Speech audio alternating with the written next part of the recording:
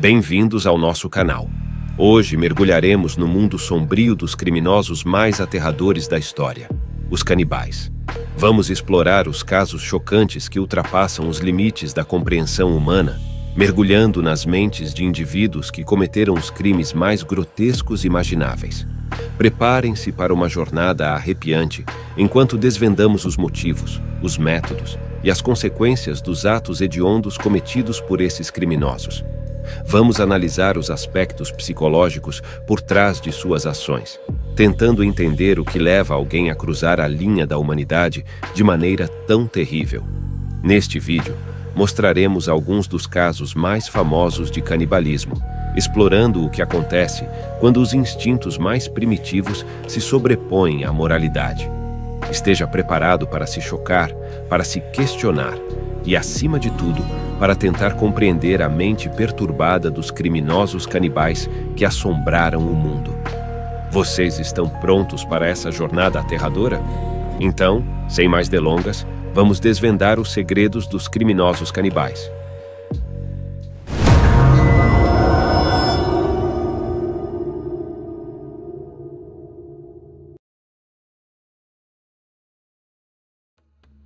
Em novembro de 1873, um grupo de 20 homens embarcou numa jornada nas minas de Breckenridge, Colorado, em busca de ouro. Durante a viagem, cruzaram o caminho de Packer, um homem desprovido de dinheiro e meios para se alimentar e se proteger. No entanto, ele afirmou conhecer a região e ofereceu-se para guiar os membros da expedição, que prontamente o acolheram. Contudo, ao longo dos meses na trilha, tornou-se evidente que Packer não tinha conhecimento algum sobre o local. Além disso, ele revelou-se uma companhia difícil, exibindo uma ganância desmedida pela comida dos outros integrantes. Como resultado, os recursos da trilha acabaram sendo mais escassos do que o planejado, graças à chegada desse homem desconhecido.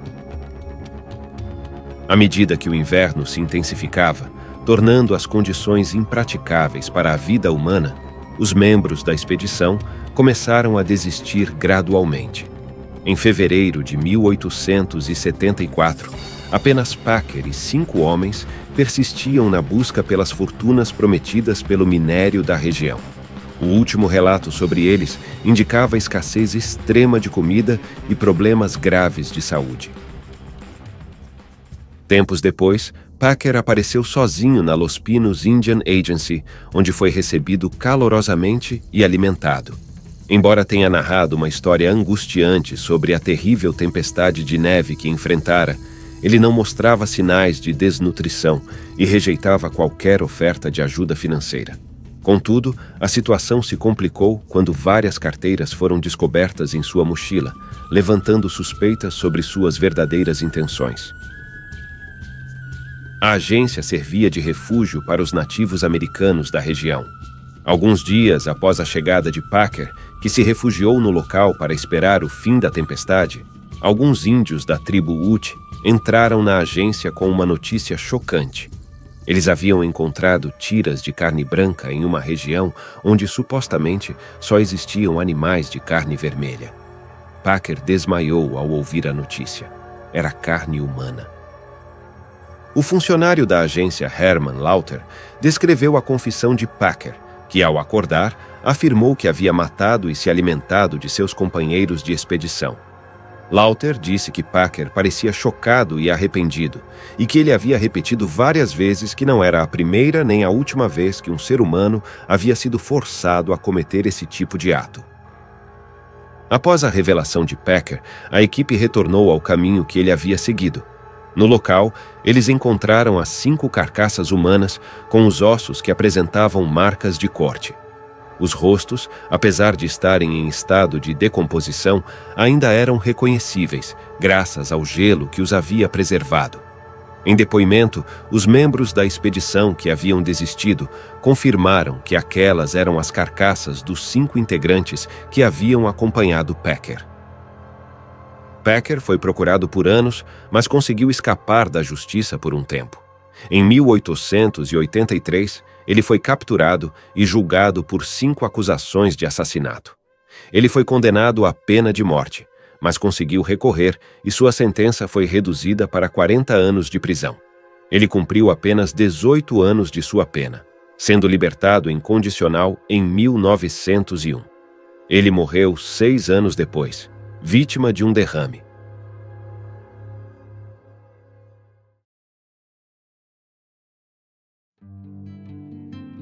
Jeffrey Lionel Dahmer nasceu em 21 de maio de 1960, em Milwaukee, Wisconsin, Estados Unidos da América. Filho de Lionel Dahmer e Joyce Dahmer, Jeff também tinha um irmão mais novo que se chamava David Dahmer. Seu pai era químico e sempre estava ocupado com o trabalho e pesquisas acadêmicas, então quase nunca estava em casa. Mas sempre deu muito carinho ao Jeffrey, assim como sua mãe, embora ele não fosse tão próximo dela. Joyce e Lionel brigavam muito. O casamento deles era extremamente problemático e eles não se suportavam, mas permaneciam juntos. Segundo o relato do pai, Jeffrey era uma criança quieta e isolada. Não gostava de conversar com ninguém, falava apenas o necessário, encerrando o diálogo rapidamente, inclusive com seus pais e irmão.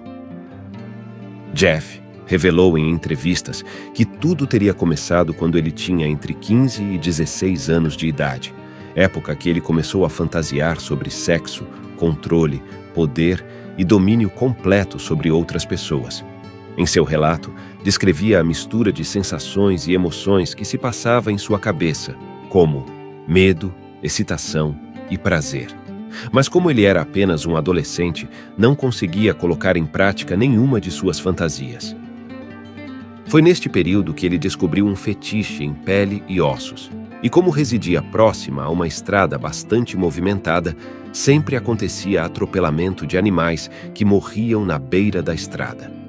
Dahmer passou a recolher em uma sacola esses pequenos animais mortos e os levava a um galpão em sua casa para realizar seus experimentos, inclusive mergulhando as carcaças em ácido para dissecá-los e depois deixava à amostra a sua coleção de esqueletos. Na época, seu pai não deu importância por imaginar que seu filho era apenas uma criança com curiosidade científica, permitindo que Jeffrey utilizasse seus produtos químicos para realizar esses experimentos bizarros. A negligência de seus pais encorajou Jeff, que realmente achava o máximo todas as experiências que fazia. Certo dia, Dahmer reuniu alguns amigos e os levou até sua casa para mostrar sua coleção macabra. Obviamente, todos ficaram aterrorizados com o que viram, chamando Jeffrey de louco e nojento.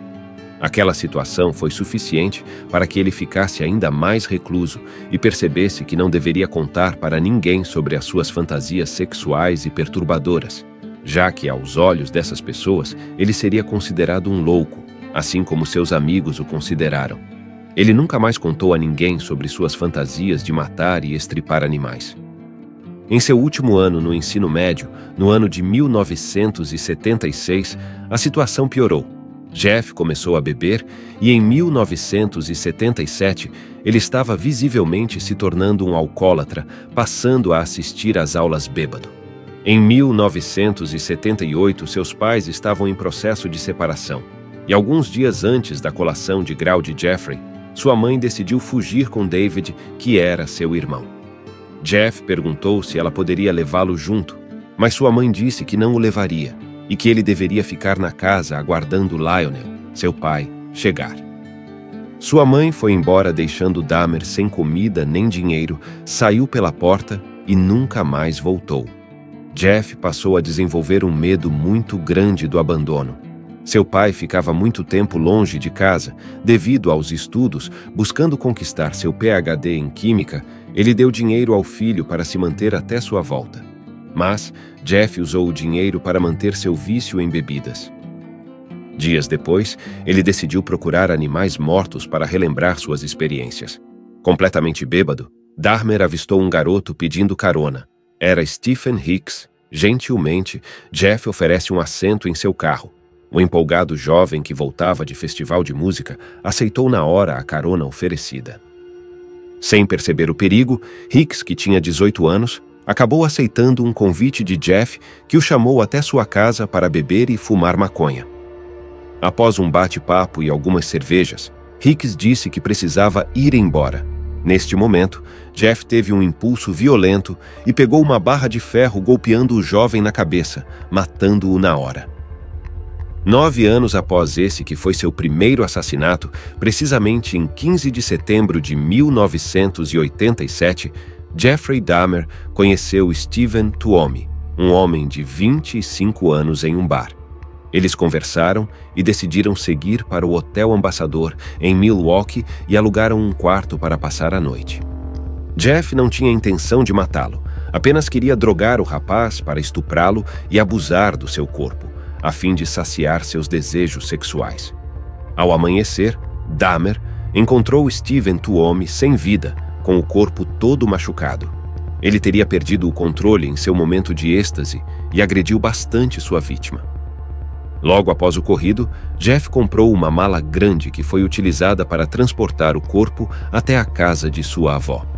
Ele então desmembrou o corpo e jogou ácido removendo toda a carne dos ossos, colocando os restos em sacos de lixo e o descartou. Contudo, ele permaneceu com a cabeça de Tuomi, que foi embrulhada em um cobertor. 2 semanas depois, ele ferveu a cabeça com detergente industrial e alvejante, tentando conservá-la para depois usar como estímulo para a masturbação. Dahmer passou a frequentar bares gays para procurar novas vítimas que eram levadas para a casa de sua avó e servia bebidas com drogas para elas dormir. Depois as matava estranguladas. Em seguida, praticava necrofilia, esquartejava e dissecava os corpos. As mortes continuaram até que, em 26 de setembro de 1988, Jeff foi preso por drogar e molestar um garoto de 13 anos que ele havia levado para casa para tirar fotos dele nu. Ele foi condenado por esses crimes, mas foi solto após pagar fiança de apenas $50. Não demorou muito, e em apenas 2 meses após ser condenado, Jeffrey Dahmer voltou a matar. Desta vez, a vítima foi um rapaz de 24 anos chamado Anthony, que Jeff conheceu no bar que costumava frequentar. Não aguentando mais ver tantos homens frequentando sua casa tarde da noite, a avó de Jeff pediu para que ele se mudasse. Além disso, o cheiro que emanava do porão estava ficando insuportável. Então, Jeffrey foi morar no apartamento Oxford, número 213, na rua 25 Norte, em Milwaukee. Uma localidade conhecida pela criminalidade elevada, mas era conveniente pela proximidade de seu trabalho em uma fábrica de chocolate, além do baixo valor do aluguel. O número de vítimas continuou aumentando. Dahmer as levava para seu apartamento e mantinha seu modus operandi, esquartejando, cozinhando e dissolvendo os ossos com ácido em um recipiente grande. Ele guardava algumas partes de corpos na geladeira que seriam consumidas como alimento, além de alguns crânios e órgãos genitais que eram usados em seus delírios sexuais. Em 27 de maio, ele levou outra vítima para seu apartamento, mas acidentalmente tomou a bebida com drogas e acabou inconsciente. Quando acordou, a vítima havia sumido, tendo antes roubado roupas, $300 e um relógio.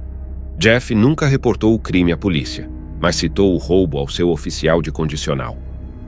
Com o passar do tempo, o mau cheiro começou a incomodar seus vizinhos, que relatavam o problema ao síndico do prédio, que falou diversas vezes com Jeff sobre as reclamações. Entretanto, ele inventava várias desculpas como freezer quebrado ou que seus peixes do aquário tinham morrido e esses eram o motivo do fedor. Nos anos seguintes, Dahmer continuou a matar, com intervalos cada vez mais curtos entre os crimes. Até que, em 1991, Dahmer foi finalmente preso após Tracy Edwards, a última vítima pretendida de Jeffrey, ter conseguido escapar do seu apartamento e ter ido chamar a polícia. Durante o interrogatório, Dahmer confessou todos os seus crimes. Ele foi condenado a 16 penas de prisão perpétua consecutivas e mais uma pena de 15 anos de prisão por estupro.